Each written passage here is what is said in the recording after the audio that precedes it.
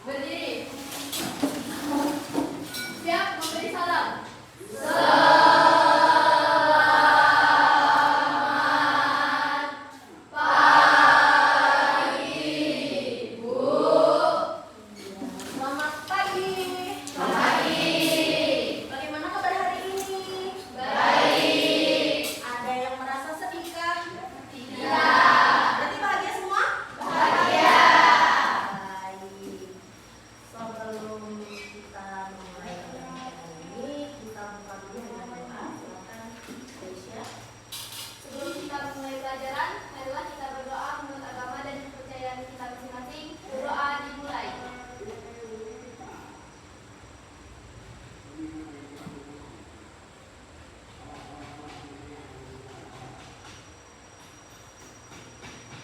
Berdoa selesai.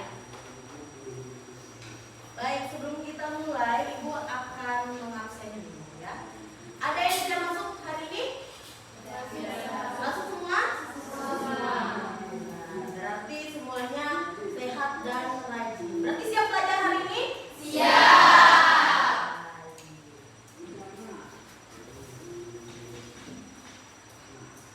Nah, kita memasuki materi ya.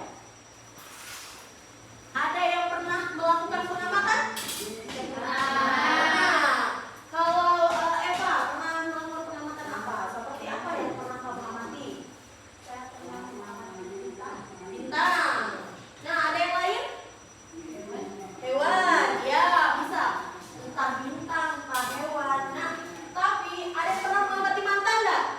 Kenapa? Muak sama mantannya? Nah ya, kalau kita mengamati mantan itu hanya satu orang dan itu adalah mendeskripsikan ya. Nah kalau observasi itu terbentuknya dari hal umum. Nah misalnya hewan kan umum, bentuknya banyak ya. Tidak bisa kupu-kupu, banyak warnanya ya kan? Nah sebelum kita lanjut, Ibu kalau bahasa sekarang apa ya? Memberi kata-kata. Nah, kata-kata, Ibu kasih kata-kata dulu di pagi ini ya, biar kita semakin ada motivasi dalam belajar kita pada hari ini. Nah, ya, karena kita akan membahas tentang alam, ya, karena semua ciptaan itu adalah diciptakan Tuhan yang Maha Kuasa, ya. Jadi sebagai manusia kita cara menghargai tentang alam ciptaannya itu dengan cara bersyukur dan menjaga serta menjaga, mengamati, itu juga termasuk bersyukur kepada ciptaan Tuhan. Nah, sekarang kita memasuki materi bab 1 mengungkap fakta alam secara objektif. Ini babnya. Subbabnya kita membahas tentang laporan hasil observasi. Nah, ya. Ini yang Ibu bilang tadi. Waduh, untuk aman ya. Nah, kita sebelum itu kita lihat dulu tujuan pembelajaran. Tujuan pembelajarannya coba dibacakan oleh Fiona, boleh? peserta didik mampu mengidentifikasi struktur teks laporan hasil observasi. Nah, ini yang akan kita capai di materi kita pada hari ini. Adalah peserta didik mampu mengidentifikasi struktur teks laporan hasil observasi. Ya.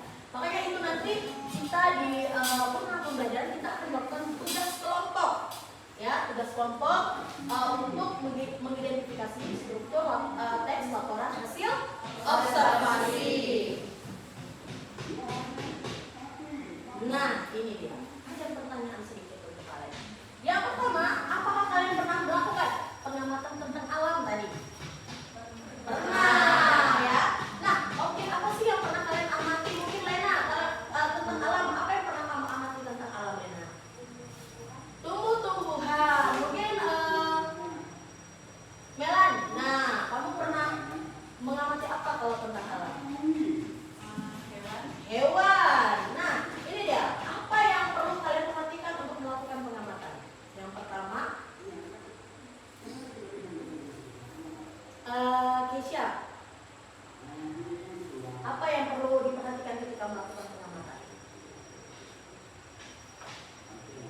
Yo. Ada yang bisa? Kalau ada yang bisa, angkat tangan. Gak apa-apa, salah gak masalah. Oh, nah Yosua dulu. Boleh Yosua. Apa ini? Yang perlu diperhatikan ketika melakukan pengamatan? Modelnya. Hah? Model. Eva? Objek yang akan diamati. Oke, objek yang akan diamati. Ayo, Ningsih, apa?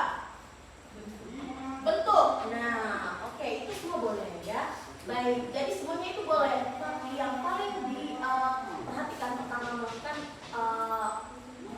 pengamatan itu adalah struktur. Ya, nah itu yang akan kita bahas. Ini dia. Apa itu laporan hasil observasi? Nah, menurut KBBI ya, naskah laporan hasil observasi ini itu adalah naskah atau catatan tentang sesuatu yang disampaikan setelah melalui peninjauan atau pengamatan terlebih dahulu. Itu berarti laporan tersebut merupakan hasil dari pengamatan yang cermat terhadap suatu objek atau situasi untuk mendapatkan informasi yang sistematis dan objektif. Nah, ini dia. Ada 4 tujuan laporan hasil observasi. Yang pertama, tolong bacakan Asih, boleh? Menyampaikan informasi hasil pengamatan. Ya, yang kedua, Menjelaskan klasifikasi atau pengelompokan objek yang diamati.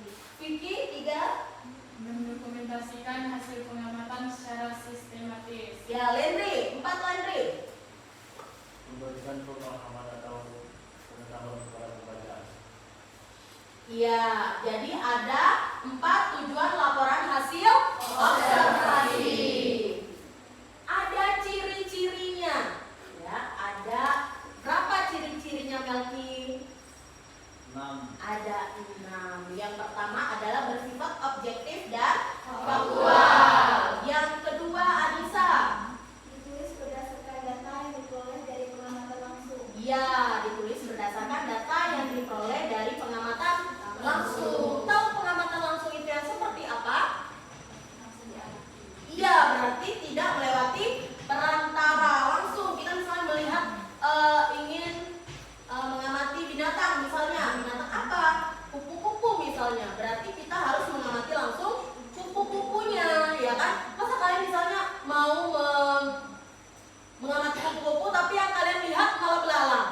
Nah, kan tidak sinkron. Nanti kalian menyampaikan, "Oh, ini kupu-kupu sering hinggap di mana?" Padahal kupu-kupu sebenarnya biasa di bunga, ya.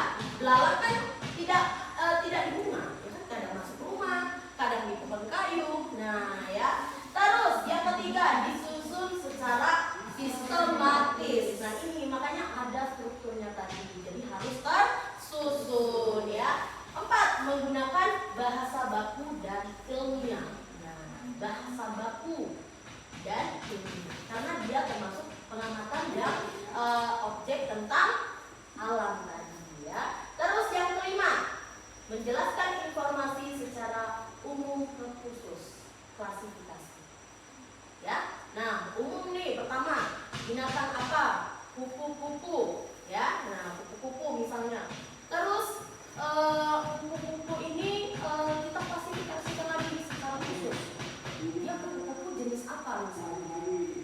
Nah, coraknya, kupu-kupu kan tidak hanya satu corak, ya. Ya. Beda-beda warnanya saja sudah beda. Coraknya, bentuknya, walaupun kalau digambar, kupu-kupu yang kita gambarkan itu selalu sama, ya kan? Kalau bentuk kayak gini, kayak B yang sampai depan belakangnya tuh kayak B, tengahnya tinggal dikasih garis. Itu kalau kita gambarkan. Nah, tapi kalau sesuai dengan kenyataan, ya, banyak sekali jenis kupu-kupu, bentuknya, warnanya, ya. Makanya ini tadi secara umum ke khusus. Yang terakhir adalah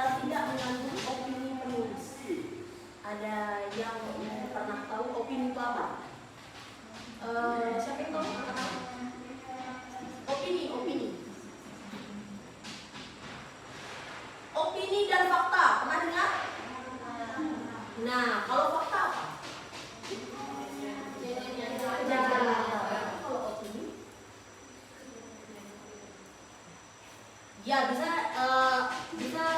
tidak nyata karena dia ini kan bertolak belakang fakta dan opini misalnya ya. Nah opini berarti itu yang tidak nyata. Misalnya sekarang nih misalnya binatang panda misalnya, panda makannya kan sebenarnya bambu, terus kalian tulis panda memakan nasi misalnya ya kan, ayam geprek, itu kan termasuk opini, bukan kenyataan. Masa panda disuruh makan ayam geprek? Nah, kan nggak mungkin, ya. Oke, kita lanjut, ya. Ini dia, ini yang akan, nah, ini yang akan kita bahas materi pada hari ini adalah tentang Struktur teks laporan hasil observasi. Yang pertama adalah pernyataan umum. Pernyataan umum ini itu berisi definisi atau pengenalan umum tentang objek yang diamati. Ya. Nah, di sini berisi definisi atau pengenalan umum tentang objek yang diamati. Ya. Nanti kita akan melihat contohnya. Terus yang kedua itu ada deskripsi bagian. Ya. Deskripsi bagian ini itu adalah penjabaran detail mengenai aspek-aspek objek, yaitu seperti ciri, perilaku, habitat, dan manfaat. Ya. Yang ketiga itu ada deskripsi manfaat atau opsional. Ya, opsional itu maksudnya nggak tentu, ada manfaatnya atau tidak. Berisi penjelasan mengenai kegunaan atau peran objek bagi manusia atau lingkungan. Ya. Nah, terus kita lanjutkan. Mengapa laporan hasil observasi itu harus disusun secara sistematis dan objektif? Nah, objektif, kata objektif tadi kita ketemunya di bagian mana? Ya, di bagian ciri-ciri. Nah, yang pertama, agar mudah dipahami. Nah, kita minta Yosua untuk membaca ini dari agar mudah dipahami. Nah, pengertiannya apa ini? Agar bisa dipahami. Disusun secara sistematis, terstruktur dan berbentuk. Ya. Membantu membaca memahami informasi dengan jelas dan logis, mulai dari pengetahuan hingga kesimpulan. Iya. Yang kedua, Dika. Apa nih, Dika? Menjamin keakuratan informasi. Keakuratan informasi. Ya, Dengan terus. bersifat objektif, laporan memainkan fakta, menariknya bukan pendapat pribadi atau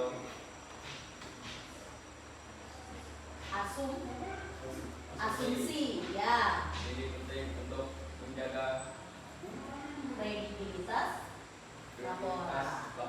Ya. Terus yang ketiga adalah memudahkan analisis dan evaluasi. Ya. Laporan yang sistematis dan objektif itu memudahkan pembaca, peneliti, atau pihak lain untuk melakukan analisis lebih lanjut, ya, membandingkan data ataupun menarik kesimpulan yang berdasarkan bukti yang valid. Nah, terus yang keempat, menghindari kesalahan dan bias, ya. Itu adalah objektivitas, menghindarkan laporan dari prasangka pribadi yang dapat menyesatkan pembaca dan merusak integritas hasil observasi. Dan yang kelima, memenuhi kaidah ilmiah dalam dunia akademik atau penelitian. Laporan observasi harus mengikuti standar ilmiah, yaitu sistematis dan objektif agar dapat dipertanggungjawabkan dan diakui secara umum. Nah, yang pertama tadi adalah penyusunan secara sistematis, terstruktur dan runtut. Nah, yang kita bahas tadi adalah strukturnya kan. Nah, jadi itu adalah yang akan kita capai pada hari ini adalah strukturnya, struktur laporan hasil observasi. Nah, kalau menjamin keakuratan informasi tadi dengan bersifat objektif, laporan itu mencerminkan fakta sebenarnya. Ini yang dibilang fakta, yaitu mengandung fakta, bukan opini yang asal-asalan Yang penting kan ada objeknya misalnya. Oh emang objeknya saya melihat lingkungan sekolah. Oh ya boleh. Misalnya nggak ada nih lapangan basket di sekolah misalnya. Terus kalian bilang, sekolah saya ada lapangan basket. Terus lapangan di sekolah saya ada lapangan futsal. Itu fakta atau opini? Karena tidak sesuai dengan keadaan yang ada dan di sekitarnya. Ya.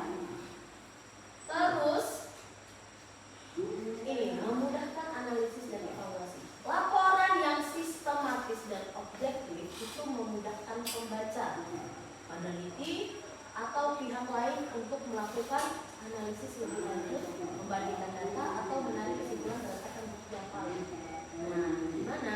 Jadi yang kalian tulis itu tidak hanya untuk diri kalian sendiri, misalnya ya, tapi kalian harus membagikan seperti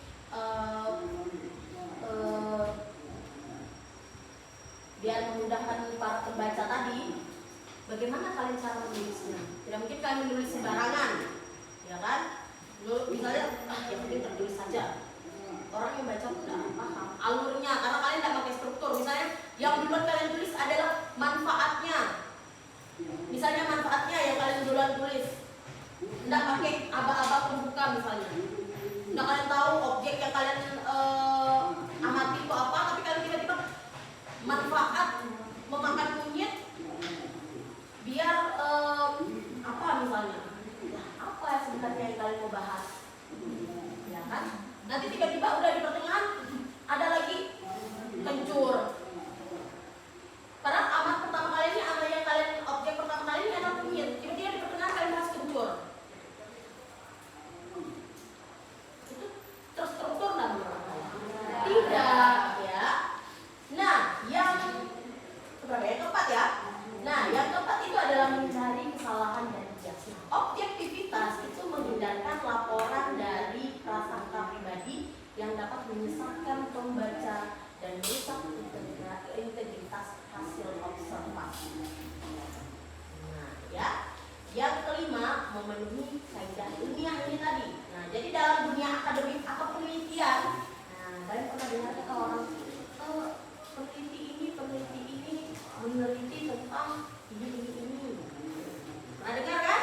Nah, jadi ibu punya sesuatu. Sebelum kita melihat contohnya, ibu mau kasih biar kita lebih fokus lagi. Ibu mau kasih tepuk fokus.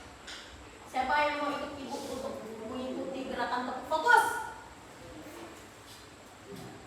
Kurang tinggi, kenapa takut ke atas tangannya? Nah, gitu kan jadi bagus, kan? Jadi ibu akan mempraktekkan dulu, nanti baru kalian melihat ibu dan mengikuti. Bisa ya? Bisa. Tepuk fokus. Melihat, mendengar, mengingat, fokus. Bisa? Atau ibu ulangi sekali lagi? Ulangi sekali. Oke, nah ya, ibu ulangi sekali lagi. Kalian perhatikan gerakan ibu dan kata-katanya, ya. Tepuk fokus. Melihat, mendengar, mengingat, fokus. Bisa? Kita coba ya? Bisa. Berdiri dulu, berdiri. Kita berdiri. Kita mulai ya. 1, 2, 3. Ngomong dulu ya? Iya, berarti kita tepuk fokus ya. Berarti ibu yang ngomong atau kalian juga yang ngomong?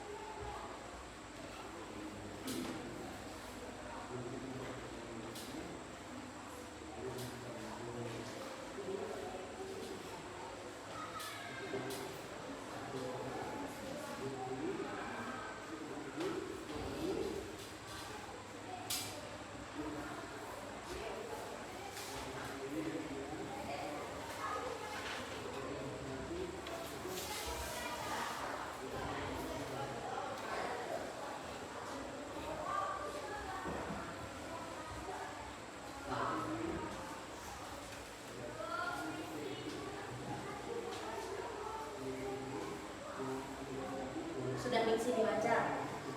Sudah sampai akhir? Sudah. Gimana Vicky? Sudah dibaca sampai akhir? Baca dulu.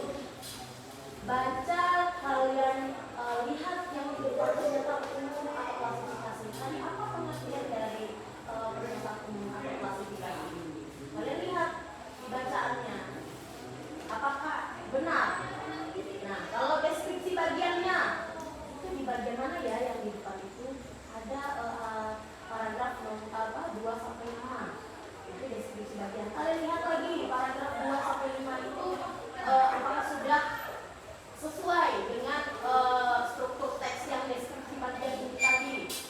Nah, ya kalian lihat juga deskripsi manfaat atau simpulannya.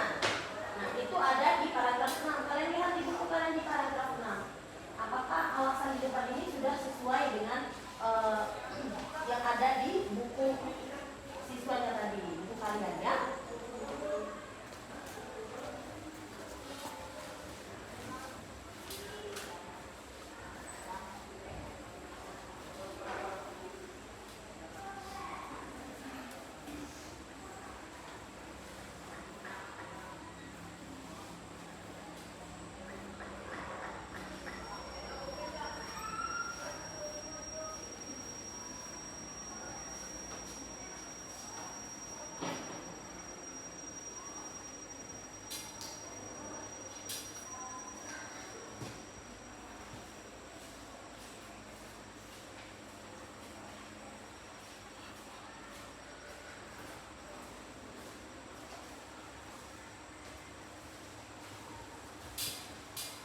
Sudah? Sudah. Mari kita lihat. Struktur teks yang pertama. Struktur teks yang pertama ini adalah pernyataan umum atau klasifikasi. Dia di paragraf nomor 1. Kalian lihat paragraf apa alasannya maka di pernyataan umum atau klasifikasi ini itu terdapat di paragraf pertama. Ini alasannya tolong dibacakan oleh Selin. Paragraf ini menyajikan informasi mengenai gelar anggrek seperti nama ilmiah dan ciri-ciri umum. Nah, ini alasannya di paragraf pertama. Kalian lihat di buku paketnya. Apakah di paragraf pertama ini itu menyajikan informasi umum yang mengenai tentang belalang anggrek seperti nama ilmiah dan ciri-ciri umum? Apakah sudah? Sudah. Deskripsi bagian itu di nomor paragraf 2 sampai 5. Coba dibacakan Anissa. Paragraf ini memberikan informasi tentang gelar anggrek. 1. Paragraf 2 menjelaskan tentang bagian tubuh. 2. Paragraf 3 menjelaskan tentang bentuk dan warna tubuh. 3. Paragraf 4 menjelaskan tentang makan belalang anggrek. 4. Paragraf 5 menjelaskan tentang daun hidup. Berarti di sini dari paragraf 2 sampai paragraf 5 itu sudah yang pertama tadi. Paragraf 2 itu menjelaskan tentang bagian tubuh. Apakah sudah benar di paragraf kedua itu menjelaskan tentang bentuk dan apa? Menjelaskan tentang bagian tubuh? Benar. Nah, yang kedua itu ada di paragraf 3 menjelaskan tentang bentuk dan warna tubuh. Coba dibacakan paragraf yang ketiga, Mbak. Bacakan di sini. Kan di sini ada paragraf 3 itu menjelaskan tentang bentuk dan warna tubuh. Nah, paragraf 3 coba kamu bacakan. Yang di buku. Paragraf ketiga. Ukuran tubuh belalang anggrek berbeda antara jantan dan betina. Panjang tubuh belalang anggrek jantan sekitar 2,5 sampai 3 cm. Sedangkan betina 6 sampai 7 cm. Tubuh mereka berwarna putih dengan aksen merah muda lembut atau cerah. Beberapa belalang bahkan berwarna benar-benar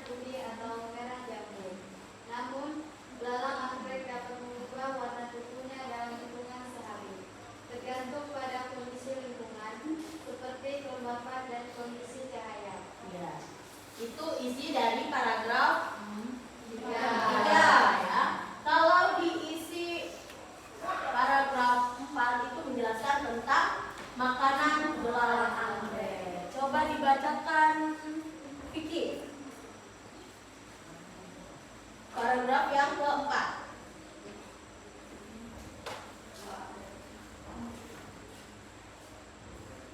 Paragraf keempat itu di situ menjelaskan tentang makanan belalang anggrek. Belalang anggrek merupakan predator prolifagus atau pemakan beberapa jenis mangsa. Mereka memangsa serangga lain yang bertubuh lebih kecil seperti jangkrik, capung, lebah, dan lalat. Belalang anggrek menggunakan bentuk dan warna tubuhnya untuk menarik perhatian mangsa. Saat mangsa mendekat, mereka akan menggunakan kaki depannya untuk menangkapnya. Belalang sembah hanya memangsa hewan yang masih hidup. Berarti belalang anggrek ini adalah kata lain dari belalang sembah. Pernah lihat belalang sembah? Nah, kalau ada yang takut sama belalang sembah? Mungkin takut karena bentuknya aneh, mungkin karena kakinya tajam, mungkin. Ya, jadi kenapa? Alasan kamu takut dengan belalang sembah atau apa tadi ini namanya? Belalang anggrek. Nah, coba kamu sebutkan satu alasan dulu. Kenapa kamu tidak suka dengan belalang sembah atau belalang anggrek ini tadi? Mungkin bisa kamu sebutkan takutnya karena apa misalnya? Takut digigit karena bentuk mulutnya. Ya. Nah, tadi kita sudah membahas di paragraf 4. Nah, sekarang adalah paragraf yang kelima, itu menjelaskan tentang daur hidupnya, ya. Jadi mungkin bisa Ibu minta tolong Lendri bacakan di paragraf kelima, Lendri. Belalang anggrek merupakan hewan yang mengalami metamorfosis tidak sempurna. Tersebutnya berbulu-bulu jumpa dan dewasa. Belalang ini dapat berumur hingga 30 butir. Belut tersebut dilimpahkan dalam sarang tersebut diikuti yang disebut OTK. OTK lama-lama akan murah dan melindungi belut tersebut dari panasnya hujan. Belut tersebut membutuhkan waktu sekitar 6 minggu untuk menetap. Saat menetap, jumpa belalang sembah sedang menyerupai belalang anggrek dewasa. Itulah mengapa belalang anggrek disebut dengan belalang. Ya, apakah sudah sesuai paragraf 5 ini? Apakah sudah sesuai dengan menjelaskan tentang daur hidupnya belalang anggrek ini tadi?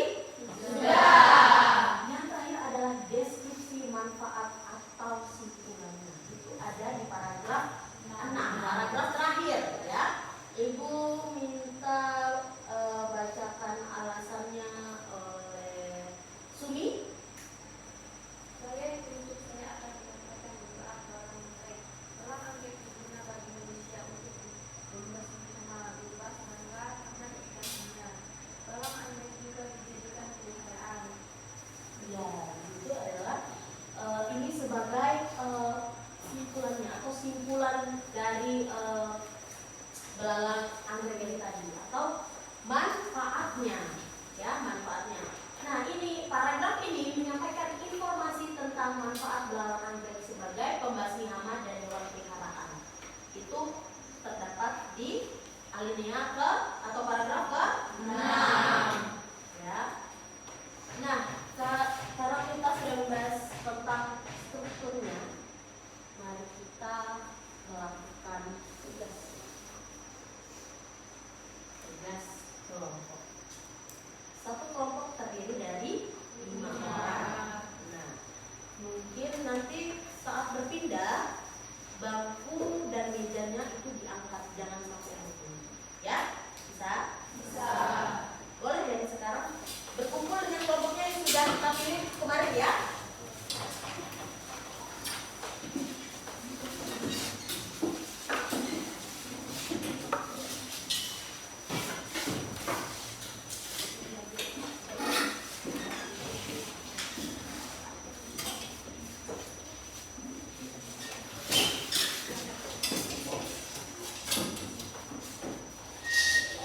Ya, sedikit ya, Pak.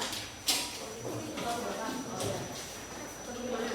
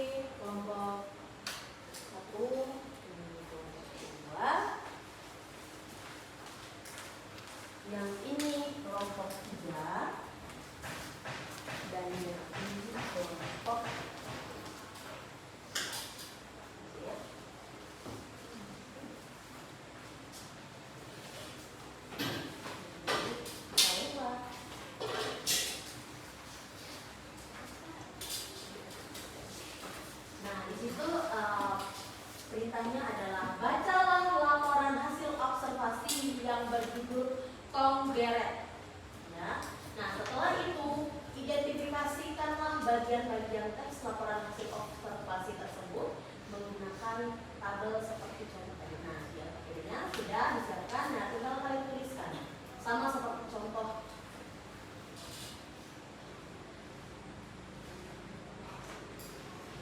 Nah, ini tadi contoh. Ada pernyataan umum atau klasifikasi, yang kedua ada deskripsi bagian, dan yang ketiga ada deskripsi manfaat atau kesimpulan. Ya, bisa dikerjakan dari ya. Oh iya, boleh ditulis pakai cerpen malah lebih bagus, warna hitam biar sesuai dengan warna. Karena di kotak itu hanya 4, nanti kalian tinggal tuliskan menggunakan putih hitam untuk nomor 5-nya di bawah nomor 4 dan warna hitam ya.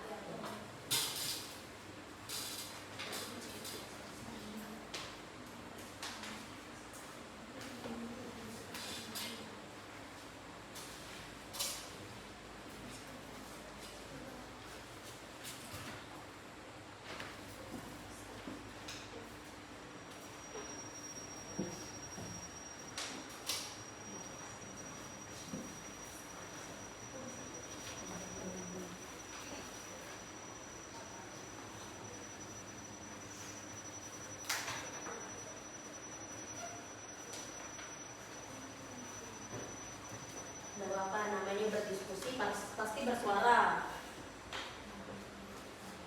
Nah, ibu akan memberikan waktu untuk mengerjakan 25 menit. Ya.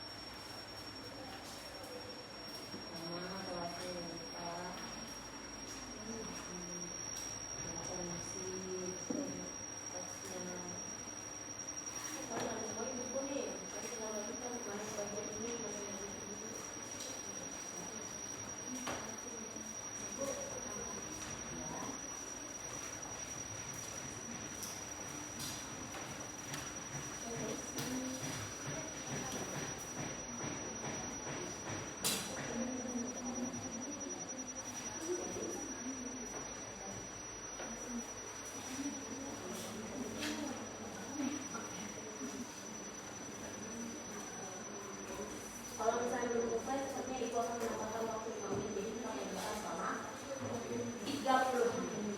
Ya.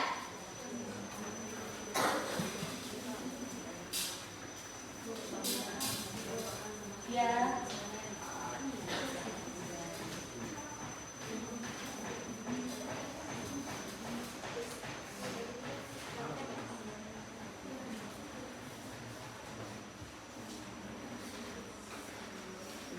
Nah, tadi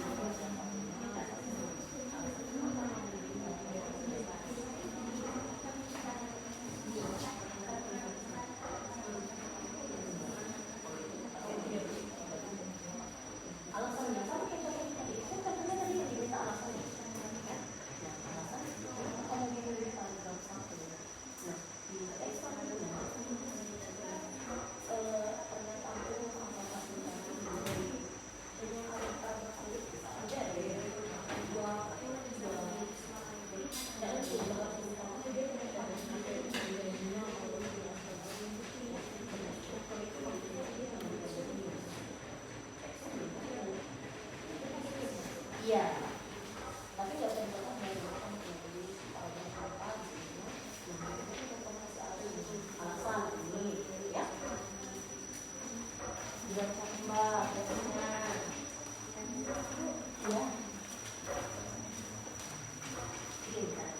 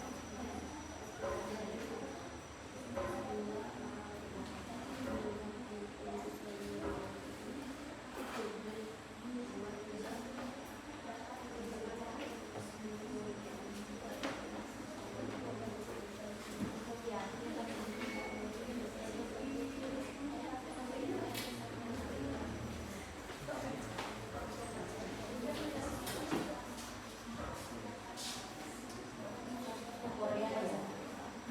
Mau belajar Korea ya? Ada tulisnya. Mau ke Korea? Kenapa cari beasiswa ke Korea? Ya?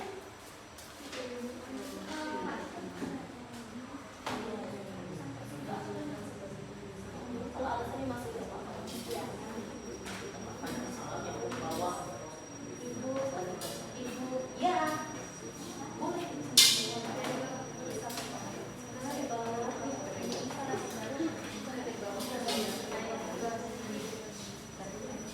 Ya. Kalian tulis tagnya.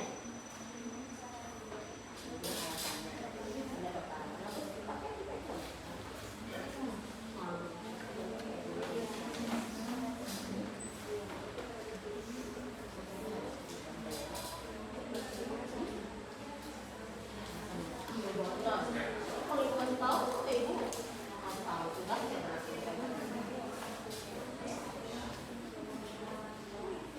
Kalian lihat contohnya dulu, namanya dari matanya dulu. Apa kalian mau bisa nah, kalau itu bisa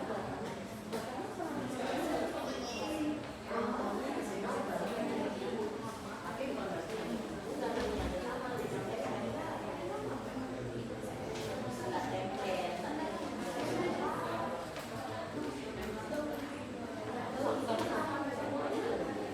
Kalau kelihatan sama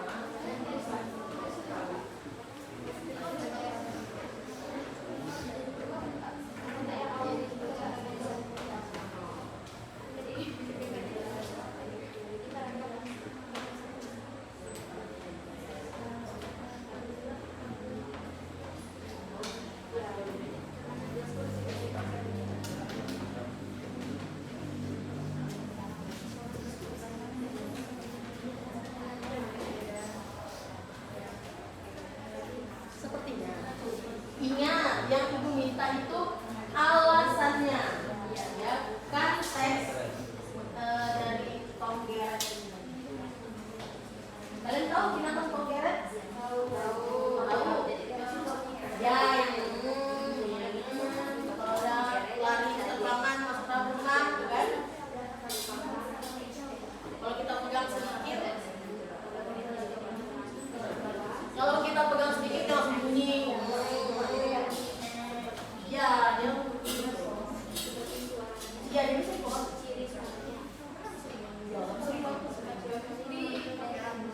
Oh iya. Ya,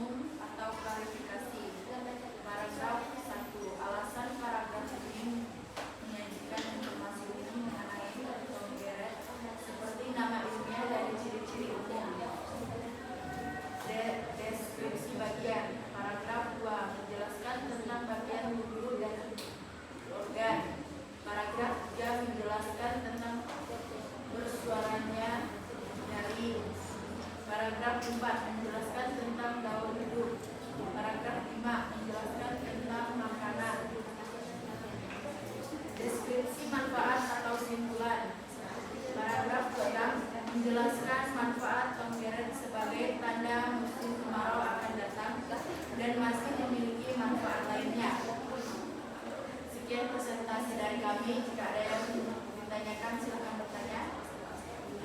Kalau kita nggak buka sesi pertanyaan, kita nggak buka sesi pertanyaan, jadi kita hanya presentasi. Ya, tepuk tangan.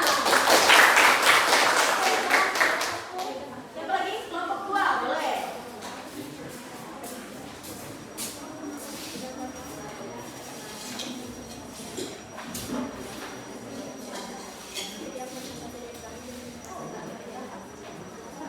Langsung dibacakan kayak misalnya untuk kagetnya.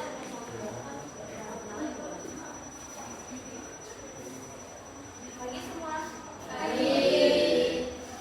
Perkenalkan, kami dari kelompok 2. Kelompok kami akan membahas topik mengenai hewan togek. Paragraf ini menyampaikan informasi umum mengenai pengertian dan nama jenis pengerek. Deskripsi bagian paragraf 2 sampai 5 ini menyiapkan informasi lebih terperinci tentang pengerek, menjelaskan tentang suara dan bagian tubuh pengerek, menjelaskan tentang suara dan ciri khas pengerek, menjelaskan habitat dan sabuk hidup pengerek, menjelaskan tentang makanan pengerek, deskripsi manfaat kesimpulan. Paragraf ini berisi manfaat pengerek sebagai pertanda kemarau akan datang, pergantian atau pergantian musim. Sekian dari kelompok kami. Maaf jika ada yang salah kata. Terima kasih. Ya. Kelompok 3. Kelompok 4 dulu, boleh ya? Tadi kata udah angkat tangan belum ternyata? Atau kelompok 3 mau? Belum, sedikit lagi di tes.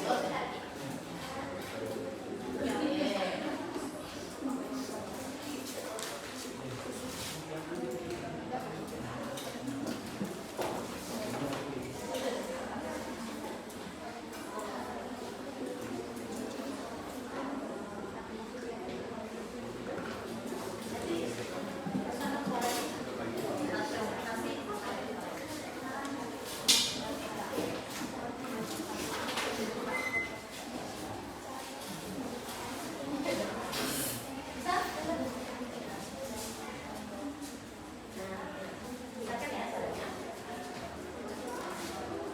Pagi semuanya.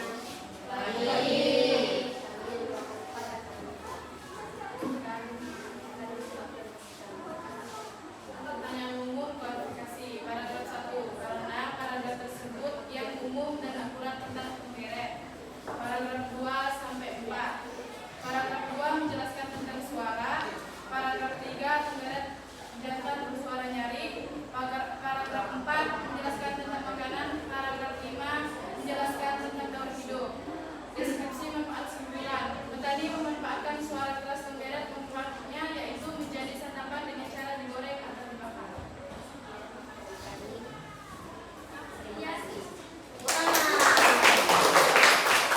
Kelompok 3.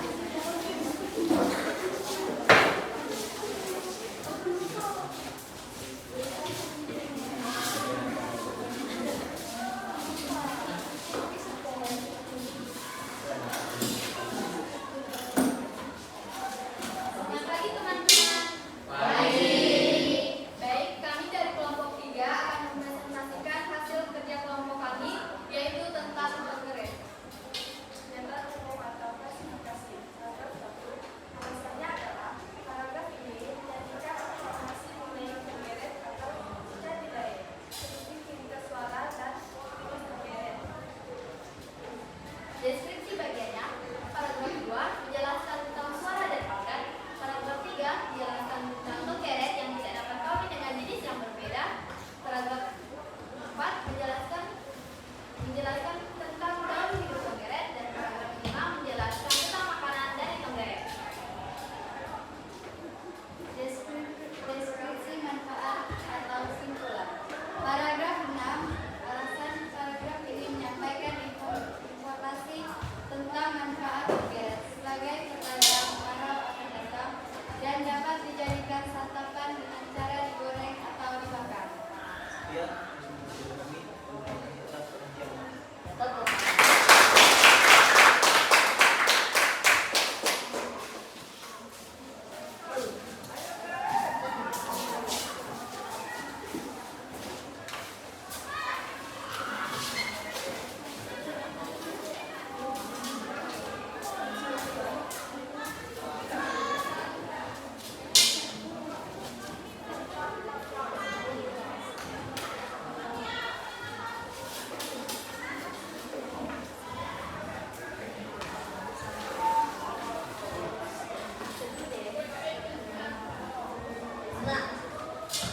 sudah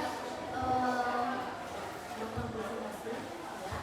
Sesudah itu ada yang mau memberikan kesimpulan tentang materi kita pada hari ini? Keisha? Ini punya kesimpulan pada materi kita tentang hari ini, entah dari strukturnya atau materi yang kita bahas, atau bagaimana materi kita hari ini? Apakah karena ternyata ini relate karena saya sering melakukan observasi atau pengamatan. Tuh.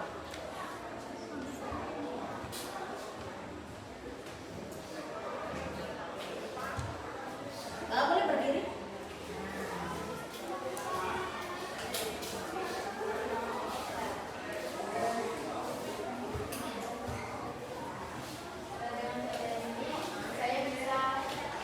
Saya bisa mengobservasi lebih dalam lagi dari itu.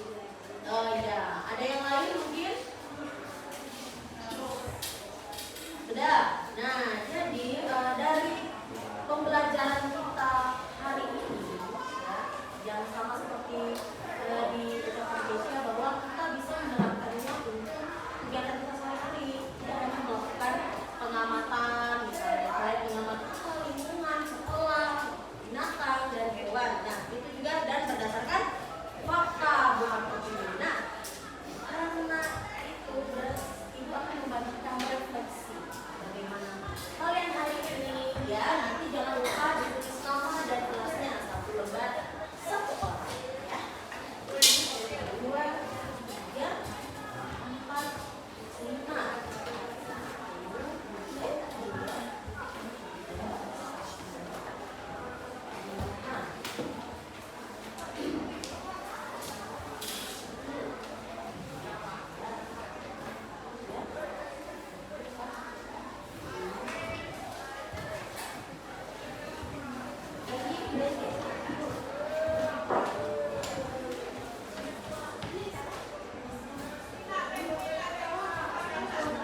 Isi refleksi di sini, ya.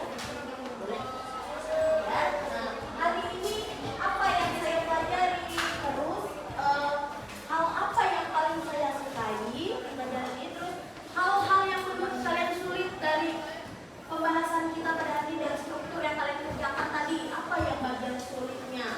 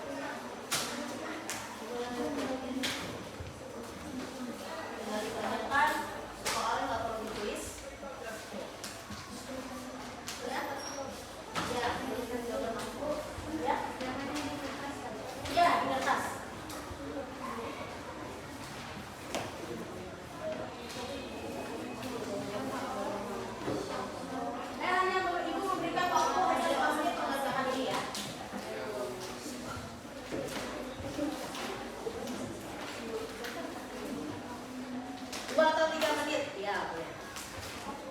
2 atau 3 menit saja untuk menasihatkan.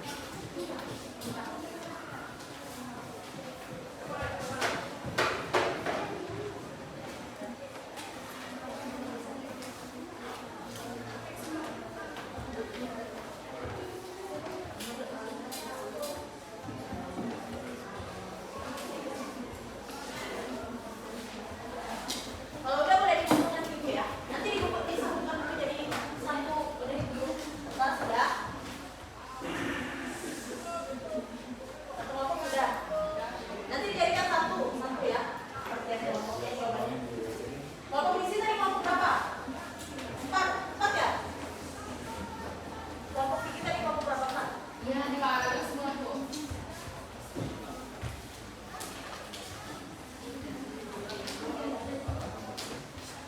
Ayo, 1 menit lagi.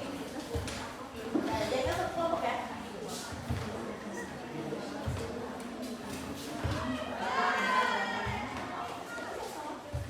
Sudah besar, jadikan satu ya.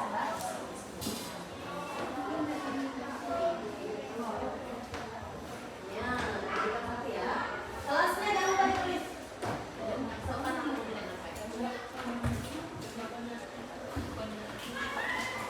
Jadikan satu sama teman kelompoknya.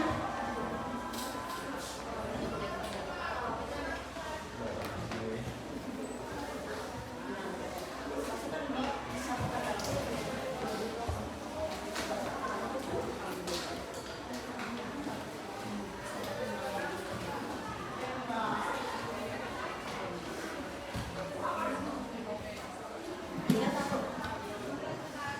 Ini kelompok 3 ya.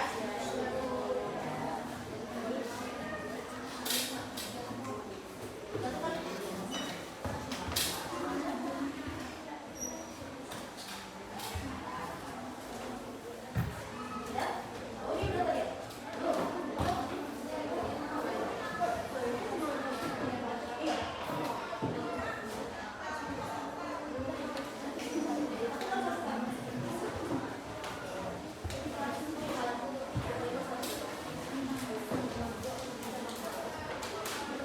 Dimasukin ya.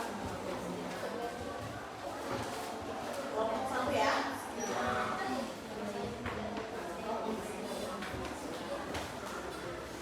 Nah,